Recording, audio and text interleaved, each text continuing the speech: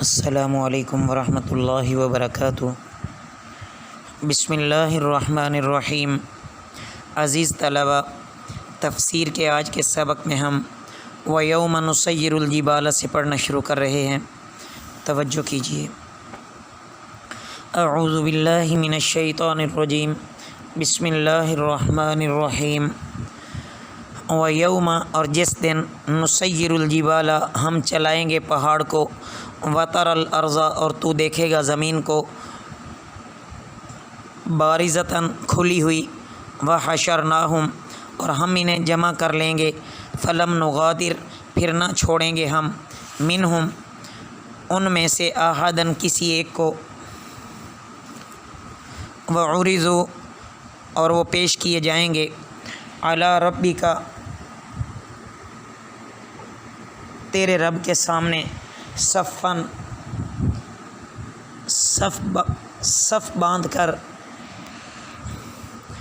لقد جئتمونا البتہ تم ہمارے سامنے آ گئے، کما خلقناکم جیسے ہم نے تمہیں پیدا کیا تھا، اول مرۃ پہلی بار، بل زعمتم بلکہ تم سمجھتے تھے، الن نجعل لکم کہ ہم ہرگز نہ ٹھہرائیں گے تمہیں، لکم تمہارے لیے، موعدن کوئی وقت، موعود یعنی وعدہ کیا ہوا،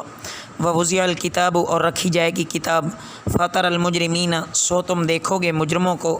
مشفقین ڈرتے ہوئے، مما اس سے جو فیہ اس میں، ویقولون اور وہ کہیں گے، یا ویلتنا ہائے ہماری اعمال کی شامت، مالی کیسی ہے، ھذا الکتاب یہ کتاب، لا یغادر یہ نہیں چھوڑتی، صغیرتاً کوئی چھوٹی بات، ولا کبیرتاً اور نہ بڑی بات، الا احصاها مگر وہ اسے گھیرے ہوئے ہے، ووجدوا اور وہ پا لیں گے، ما عملوا جو انہوں نے کیا، حاضراً سامنے، ولا یظلم اور نہیں ظلم کرے گا، ربک تمہارا رب، احداً کسی پر۔ عزیز طلبہ،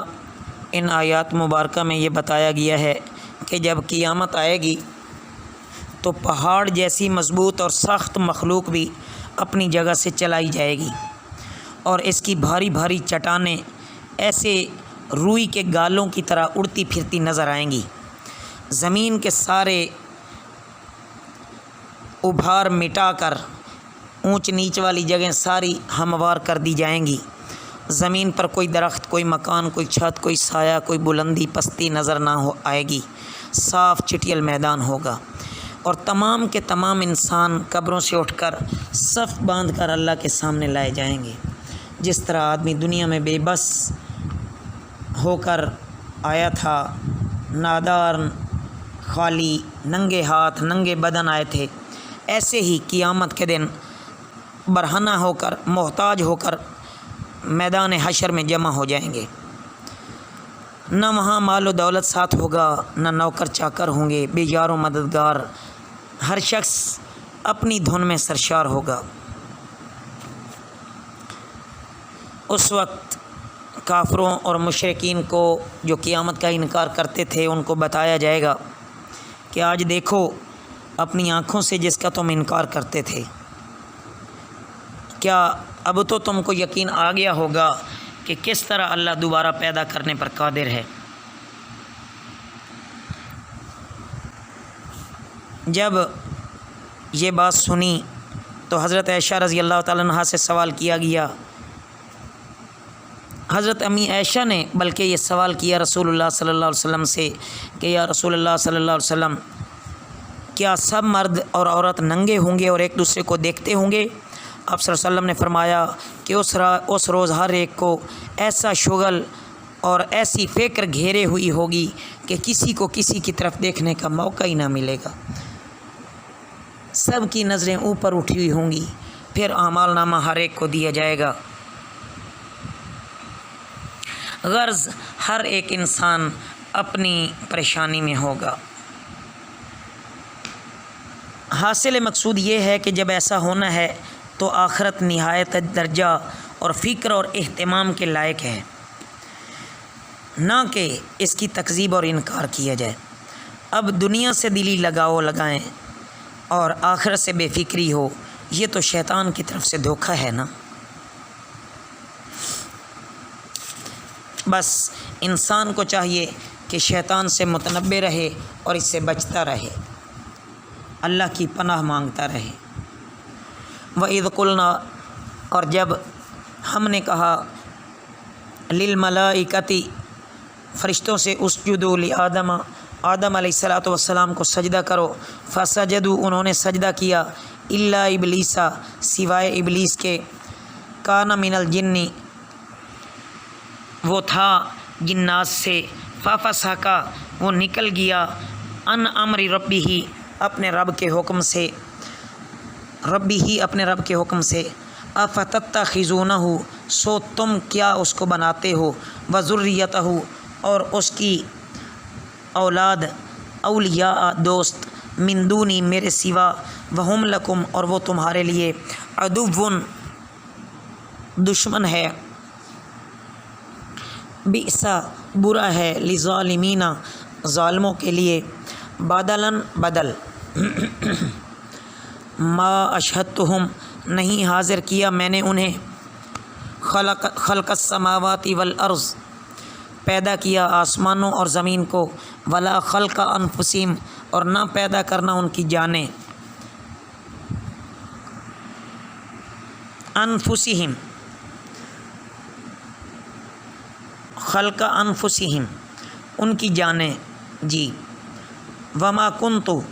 اور میں نہیں بنانے والا، متخذ المضلین، آزودہ، المضلین، گمراہ کرنے والے، آزوداً، بازو، ویوم یقول، اور جس دن وہ فرمائے گا، نادو، بلاؤ، شرکائی الذین، میرے شریک، اور وہ جنہیں، زعمتم، تم نے گمان کیا، فدعوہم، پس وہ انہیں پکاریں گے، فلم یستجیبوا لہم، وہ انہیں جواب نہ دیں گے، وجعلنا، اور ہم بنا دیں گے، بینہم، ان کے درمیان، موبقاً، ہلاکت کی جگہ، ورأى المجرمون، اور وہ دیکھیں گے مجرم لوگ، النار، آگ کو، فظنوا، تو وہ سمجھ جائیں گے، انہم، کہ وہ، مواقعوہا، گرنے والے ہیں اس میں، ولم یجدوا، اور وہ نہ پائیں گے، عنہا، اس سے، مصرفا، کوئی راہ۔ عزیز طلبہ، ان آیات میں یہ بیان فرمایا جا رہا ہے کہ انسان کو غافل کرنے والی دو ہی چیزیں ہوتی ہیں، ایک تو دنیاوی دولت، جس کے نشے میں وہ ایسا سرشار ہوتا ہے کہ اس کو اس عالم سے جانے کی نہ فکر ہوتی ہے، نہ عالم آخرت کے لیے زاد راہ حاصل کرنے کی فرصت ہوتی ہے، یعنی تیاری کرنے کی کوئی اسے فرصت ہی نہیں ملتی۔ دوسری چیز شیطان ابلیس ہے،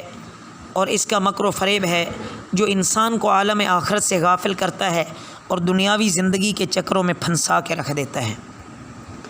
اسی لیے واضح طور پر فرمایا گیا کہ شیطان ابلیس نے حضرت آدم علیہ السلام کو سجدہ نہ کیا،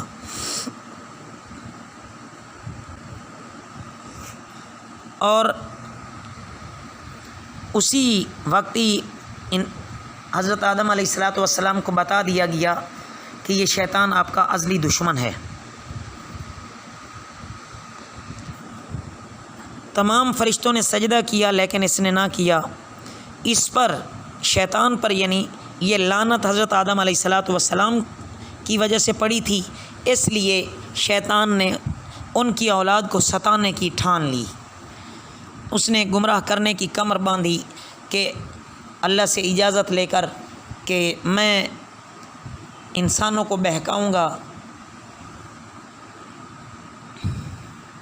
تو تمام انسانوں کو یہاں متنبہ کیا جا رہا ہے کہ شیطان ابلیس کے یہ سارے حالات جاننے کے بعد تم اس کے ہیلے اور اس کی چالوں سے اپنے آپ کو بچاؤ۔ اس کے بعد اللہ رب العزت اپنی قدرت کا اظہار فرما رہے ہیں کہ یہ زمین اور آسمان پیدا کرتے وقت ہم نے ان شیاطین کو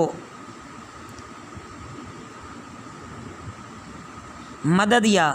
مشورے کے لیے تو بلایا نہ تھا، کہ ذرا آ کر دیکھ جائیں کہ ٹھیک بنا ہے یا نہیں. کسی نے کیا بلانا تھا؟ اللہ رب العزت کسی کے محتاج نہیں ہے. الا یعوذ باللہ ان ربک فعال لما یرید. اللہ جو چاہتا ہے وہ کر گزرتا ہے. اس کے بعد قیامت کے دن ان مشرکین سے کہا جائے گا تم نے جن کو اللہ کا شریک بنا رکھا تھا ان کو بلاؤ تاکہ اس مصیبت کے وقت وہ تمہاری مدد تو کریں نا، ہم بھی دیکھیں کہ وہ تمہاری کیسی مدد کرتے ہیں. ایسا ہرگز نہیں ہوگا اور کوئی ان کی مدد کو آ ہی نہیں سکے گا. وہاں نہ تو کوئی معافی ہوگی اور نہ ہی معافی کی کوئی ان کو امید ہونی چاہیے. بس جہنم کو دیکھتے ہی انہیں یقین ہو جائے گا کہ اب اس میں گرنا ہے اور فرار ہونے کا کوئی راستہ بھی نہیں. اللہ رب العزت ہمیں جہنم کے عذاب سے بچائے. وما علینا الا البلاغ المبین.